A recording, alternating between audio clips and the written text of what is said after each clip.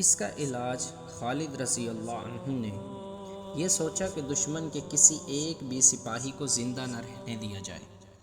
کہتے ہیں کہ 3 دن آتش پرستوں اور عیسائیوں کو قتل کیا جاتا رہا۔ اس طرح قتل ہونے والوں کی تعداد ملا کر دریائے خون کی جنگ میں جو آتش پرست اور عیسائی مارے گئے ان کی تعداد 70,000 تھی۔ شہنشاہ فارس اردشیر جو نوشیروان عادل کا پرپوتا تھا ایسے مرض میں مبتلا ہو گیا تھا جو شاہی طبیبوں کے قابو میں نہیں آ رہا تھا۔ اتنا تو وہ جانتے تھے کہ پے در پے 3 شکستوں کا صدمہ ہے، لیکن صدمہ آخر جسمانی مرض کی صورت اختیار کر گیا تھا۔ اس کا علاج دوائیوں سے ہونا چاہیے تھا، لیکن یوں معلوم ہوتا تھا جیسے وہ دوائیوں کو نہیں بلکہ دوائیاں اسے کھا رہی ہیں۔ اردشیر پر خاموشی طاری ہو گئی تھی۔ وہ جو اپنے وقت کا فرعون تھا سحر کے دیے کی طرح ٹمٹما رہا تھا۔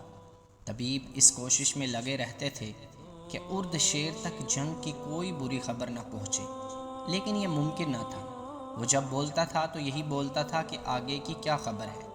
خبریں اچھی آ رہی ہیں۔ طبیب جو ہر وقت حاضر رہتا تھا اسے جواب دیتا اور اسے صدمے سے بچانے کے لیے کبھی کہتا مسلمان پچھتا رہے ہیں کہ وہ کس دیو کو چھیڑ بیٹھے ہیں، کبھی کہتا فارس کی شہنشاہی ایک چٹان ہے، اس سے جو بھی ٹکرایا اس نے اپنا سر پھوڑ لیا، اور کبھی اس کی چہیتی ملکہ یہ کہہ کر اس کا دل مضبوط کرتی عرب کے بدو کسرا کے جاہ و جلال کی تاب نہیں لا سکتے۔ ان تسلیوں اور ان حوصلہ افزا الفاظ کا کسرا اردشیر پر دوائیوں کی طرح یہی اثر ہوتا۔ اس کی خاموشی نہ ٹوٹ سکی اور اس کے چہرے پر اداسیوں کی پرچھائیاں کم ہونے کی بجائے گہری ہوتی گئی۔ اس کی من پسند رقاصہ نے اس کے سامنے حسین ناگن کی طرح اپنے جسم کو بہت بل دیے۔ اس نے اپنا جسم نیم عریاں کیا، اردشیر کے علیل چہرے پر اپنے عطر ریشم جیسے ملائم بالوں کا سایہ کیا، پھر عریاں ہو کر رقص کی اداؤں سے کسرا کے روگی وجود کو سہلانے کے جتن کیے، مگر ایسا لگتا تھا جیسے مورنی جنگل میں ناچ رہی ہو اور ناچ کا طلسم جنگل کی ہواؤں میں اڑتا جا رہا ہو۔ اس کی پسندیدہ مغنیاں جو اردشیر کو محصور کر لیا کرتی تھی اس کا سحر بھی رائے گا گیا۔ یہ رقاصہ اور مغنیاں فارس کے حسن کے شاہکار تھے۔ فارس کا حسن تو کسرا کے حرم میں پھولوں کی طرح کھلا ہوا تھا، ان پھولوں میں ادھ کھلی کلیاں بھی تھیں۔ اردشیر ان کے مخملی جسموں کی بو باز سے مدہوش رہا کرتا تھا، مگر اب ایک ایک کو اس کی تنہائی کا ساتھی بنایا گیا تو اردشیر نے کسی کو بھی قبول نہ کیا۔ اس کے سرد جسم میں نوخیز جوانی کی تپش ذرا سی حرارت بھی پیدا نہ کر سکی۔ بیکار ہے، سب بیکار ہے، ملکہ نے باہر آ کر اس بوڑھے شاہی طبیب سے کہا، جس کے متعلق فارس کے کونے کونے تک مشہور تھا کہ اسے دیکھ کر موت منہ موڑ جاتی ہے۔ ملکہ نے رندی ہوئی آواز میں اسے کہا، کیا آپ کا علم اور تجربہ بھی بیکار ہے؟ کیا یہ محض ڈھونگ ہے؟ کیا آپ کسرا کے ہونٹوں پر ہلکی سی مسکراہٹ نہیں لا سکتے؟ کون کہتا ہے آپ موت کا منہ موڑ دیا کرتے ہیں؟ زرتش کی رحمتیں ہوں تجھ پر ملکہ فارس۔ بوڑھے طبیب نے کہا، نہ کسی کی موت میرے ہاتھ میں ہے، نہ کسی کی زندگی میرے ہاتھ میں ہے۔ میں زندگی اور موت کے درمیان کمزور سی ایک دیوار ہوں۔ موت کے ہاتھ اتنے مضبوط اور توانا ہیں کہ اس دیوار کو دروازے کے کواڑ کی طرح کھول لیتے ہیں اور مریض کو اٹھا لے جاتے ہیں، اور میرا علم اور میرا تجربہ منہ دیکھتے رہ جاتے ہیں۔ الفاظ محض الفاظ۔ ملکہ نے فرش پر پڑی زور سے پاؤں مار کر کہا، کھوکھلے الفاظ۔ کیا الفاظ کسی دکھیارے کا دکھ مٹا سکتے ہیں؟ کسی روگی کو روگ سے نجات دلا سکتے ہیں؟ کیا آپ کے الفاظ میں اتنی طاقت ہے کہ کسرا کے روگ کو چوس لیں؟ نہیں ملکہ فارس، طبیب نے بڑے تحمل سے کہا، اور کانپتے ہوئے ہاتھ سے ملکہ کے بازو کو پکڑا اور اسے بٹھا کر کہا، الفاظ کسی کے دکھ اور کسی کے روگ کو مٹا نہیں سکتے، البتہ دکھ اور روگ کی اذیت کو ذرا کم کر دیا کرتے ہیں۔ حقیقت کے سامنے الفاظ کوئی معنی نہیں رکھتے، اور حقیقت اگر تلخ ہو تو عالم کے منہ سے نکلتے ہوئے الفاظ یوں لگتے ہیں جیسے خزاں میں شجر کے زرد پتے گر رہے ہوں۔ سوکھے ہوئے ان پتوں کو پھر ہوائیں اڑاتی پھرتی ہیں۔ ہم کسریٰ کو حقیقت سے بے خبر رکھ رہے ہیں؟ ملکہ نے کہا میں انہیں رقص و نغمے سے بہلانے کی کب تک؟ بوڑھے طبیب نے کہا ملکہ کسریٰ، تم کسریٰ سے اس حقیقت کو کب تک چھپائے رکھو گے؟ یہ رقص اور یہ نغمے اور یہ مخمل جیسے نرم و ملائم اور نوخیز جسم کسریٰ اردشیر کا دل نہیں بہلا سکتے۔ اگر کسریٰ صرف شہنشاہ ہوتے تو وہ اپنے آپ کو بڑے حسین فریب دے سکتے تھے، فرار کے بڑے دلکش راستے اختیار کر سکتے تھے، لیکن وہ جنگجو بھی ہیں۔ ان کے گھوڑے کے سموں نے زمین کے تختے کو ہلا ڈالا تھا۔ فارس کی اتنی عظیم شہنشاہی کسریٰ کے زور بازو کا حاصل ہے۔ اس شہنشاہی کو انہوں نے رومیوں کی طاقتور فوج سے بچایا ہے۔ کسریٰ نے لڑائیاں لڑی ہیں، بڑے خون ریز مارکے لڑے ہیں۔ اب وہ جنگجو اردشیر بیدار ہو گیا ہے۔ اب رقص و نغمہ اور یہ طلسماتی جوانیاں ان پر الٹا اثر کر رہی ہیں۔ اب وہ کسی رقاصہ اور قصہ مغنیہ کو نہیں، ہرمز کو بلاتے ہیں، اندر زغر کی پوچھتے ہیں، بہمن اور انو شجان کو پکارتے ہیں۔ کہاں ہیں ان کے یہ سالار؟ تم انہیں کیا دھوکہ دو گی؟ کچھ نہیں، ملکہ نے آہ بھر کر کہا، کچھ بھی نہیں۔ آپ ٹھیک کہتے ہیں، لیکن کچھ تو بتائیں، میں کچھ نہیں سمجھ سکتی۔ کیا آپ مسلمانوں کو جانتے ہیں؟ یہاں چند عیسائی آئے تھے، وہ کہتے ہیں کہ مسلمانوں میں کوئی پراسرار طاقت ہے جس کا مقابلہ کوئی نہیں کر سکتا، اور میں نے دیکھا ہے کہ دجلہ اور فرات کے درمیانی علاقے میں ہم نے جن مسلمانوں کو آباد کر کے انہیں اپنا غلام بنا رکھا تھا، جنہیں ہم کیڑے مکوڑوں سے بڑھ کر کچھ نہیں سمجھتے تھے، وہی مدینے والوں کا بازو بن گئے اور ہمارا لشکر ان کے آگے بھاگا بھاگا پھر رہا ہے۔ یہ عقیدے کی طاقت ہے۔ ملکہ فارس، طبیب نے کہا، تو کیا ان کا عقیدہ سچا ہے؟ نہیں ملکہ فارس، بوڑھے طبیب نے کہا، ایک بات کہوں گا جو شاید تمہیں اچھی نہ لگے۔ مسلمانوں کا عقیدہ یہ ہے کہ بادشاہی صرف اللہ کی ہے اور بندے اس کے حکم کے پابند ہیں، اور وہ کہتے ہیں کہ اس اللہ کے سوا کوئی معبود نہیں۔ کیا تم اس راز کو سمجھی ہو ملکہ کسریٰ؟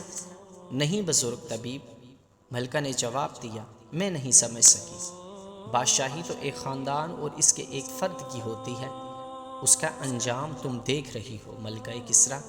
طبیب نے کہا، آج وہ ایک انسان جو اپنے آپ کو انسانوں کا شہنشاہ سمجھتا ہے، بے بس اور مجبور اندر پڑا ہے اور اپنی بادشاہی کو بچا نہیں سکتا۔ اس کا لشکر پسپا ہوتا چلا آ رہا ہے۔ ان سپاہیوں کو کیا پڑی ہے کہ وہ ایک خاندان اور ایک انسان کی شہنشاہی کی خاطر اپنی جانیں دیں، اور وہ جو ہزاروں کی تعداد میں مر رہے ہیں وہ بھاگتے ہوئے مر رہے ہیں۔ وہ جب دیکھتے ہیں کہ مال غنیمت تو ہے نہیں، پھر لڑیں کیوں؟ وہ تمہارے خزانے سے ماہانہ وصول کرنے کے لیے زندہ رہنا چاہتے ہیں۔ اور مسلمان طبیب نے کہا، مسلمان کسی ایک انسان کے آگے جواب دہ نہیں، وہ اللہ کی خوشنودی کے لیے لڑتے ہیں اور اپنے امیر کا حکم مانتے ہیں۔ یہی وجہ ہے کہ وہ اتنی کم تعداد میں بھی طوفان کی طرح بڑھے آ رہے ہیں۔ ملکہ فارس، عقیدہ اپنا اپنا اور مذہب اپنا اپنا ہوتا ہے۔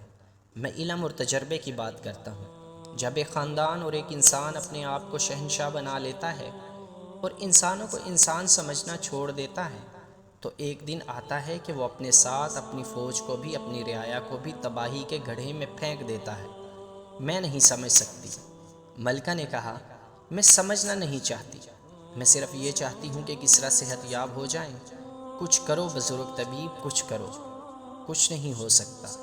ملکہ فارس، طبیب نے کہا، کچھ نہیں ہو سکتا، صرف یہ خبر لے آؤ کہ مسلمانوں کو فارس کی سرحد سے نکال دیا گیا ہے، یا خالد بن ولید کو زنجیروں میں باندھ کر کسریٰ کے دربار میں لے آؤ، تو کسریٰ اٹھ کھڑے ہوں گے۔ ایسی خبر کہاں سے لاؤں؟ ملکہ نے رنجیدہ اور شکست خوردہ لہجے میں کہا، مدینے کے اس سالار کو کیسے زنجیروں میں باندھ کر لے آؤں؟ اگر میرے سالار شکست کھا کر زندہ آ جاتے تو میں ان کی ٹانگیں زمین میں گاڑ کر ان پر کتے چھوڑ دیتی۔ وہ سر جھکائے ہوئے چل پڑی۔ ایک گھوڑا سرپٹ دوڑتا آیا اور محل کے باہر رکا۔ ملکہ دوڑتی باہر گئی، بوڑھا طبیب بھی اس کے پیچھے گیا۔ وہ ایک کماندار تھا۔ گھوڑے سے کود کر وہ ملکہ کے سامنے دو زانو ہو گیا۔ اس کا منہ کھلا ہوا تھا، آنکھیں سفید ہو گئی تھی، چہرے پر صرف تھکن ہی نہیں گھبراہٹ بھی تھی۔ کوئی اچھی خبر لائے ہو؟ ملکہ نے پوچھا اور شاہانہ جلال سے بولی اٹھو اور فوراً بتاؤ۔ کوئی اچھی خبر نہیں، کماندار نے ہانپتی ہوئی آواز سے کہا۔ مسلمانوں نے پورا لشکر کاٹ دیا۔ انہوں نے ہمارے ہزاروں آدمیوں کو پکڑ کر دریائے خصیف کے کنارے اس طرح قتل کر دیا ہے کہ دریا میں خون چل پڑا ہے۔ دریا خشک تھا۔ مسلمانوں کے سالاروں نے اوپر سے دریا کا بند کھلوا دیا تو بعد کلی خون کا دریا بن گیا۔ تم کیوں زندہ واپس آ گئے ہو؟ ملکہ نے غضبناک آواز میں پوچھا۔ کیا تم میرے ہاتھوں کٹنے کے لیے آئے ہو؟ میں اگلی جنگ لڑنے کے لیے زندہ آ گیا ہوں، کماندار نے جواب دیا۔ میں چھپ کر اپنے لشکر کے قیدیوں کے سر جسموں سے الگ ہوتے دیکھ رہا تھا۔ خبردار، ملکہ نے حکم دیا، یہ خبر یہیں سے واپس لے جاؤ شہنشاہ فارس کو۔ شہنشاہ فارس یہی خبر سننے کے لیے زندہ ہے۔ اردشیر کی آواز سنائی دی۔ ملکہ نے اور طبیب نے دیکھا اردشیر ایک ستون کے سہارے کھڑا تھا۔ دو بڑی حسین اور نوجوان لڑکیوں نے اس کے ہاتھ اپنے کندھوں پر رکھے ہوئے تھے۔ یہاں آؤ، اس نے کماندار کو حکم دیا۔ میں نے محسوس کر لیا تھا کہ کوئی آیا ہے۔ کہو کیا خبر لائے ہو؟ کماندار نے ملکہ اور طبیب کی طرف دیکھا۔ ادھر دیکھو، اردشیر نے گرج کر کہا۔ بولو، کماندار نے وہی خبر سنا دی جو وہ ملکہ کو سنا چکا تھا۔ کسریٰ اردشیر آگے کو جھک گیا۔